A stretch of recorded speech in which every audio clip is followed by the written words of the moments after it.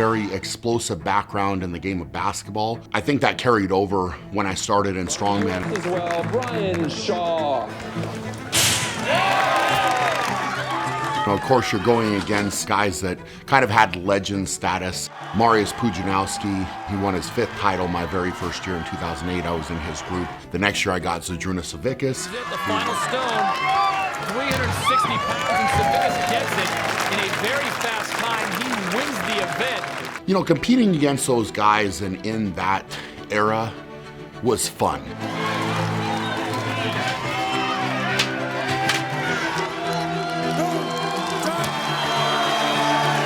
I kind of approached the sport of strongman in a little bit different way. I think I was a little bit more detailed. Also, one of the most thoughtful competitors was out before he took the strain on this rope, sweeping the course to ensure he's got the best traction possible to pull this huge airplane.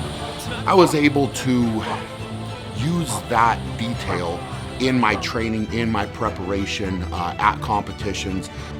I think that it's very much helped with my success. It's helped with my longevity. But I think in me doing that, a lot of these other guys have seen the example maybe that I've set and tried to follow that, which is something that I'm very proud of, being able to set that example. And if I can help out any of these younger guys on their journey up, I definitely try to do that as well. I want to be the best, and I'm driven to be the best. And if there's a number out there that is more than what I have in reference to titles, that's what I'm shooting for. Where do you go from here? Number 5? Coming for number 5, that's it. Bill Kazmaier is a name that came up. I watched him compete. You know, he's got 3 titles, so when I got into the sport as an American, that's the benchmark. How do you rate your chances in this contest? Well, pretty good. I was going after 3, I got 3 and surpassed that with 4. I've always given a ton of respect to all these guys, because the guys that have that number of titles, they really paved the way in the sport. You know, you can talk about eras, whatever, but at the end of the day, it comes down to how many titles you have. Having the most titles ever as an American is something very special. I think there's a whole group of a new American strongman, guys that have come up watching me in the sport, where I've now set that benchmark.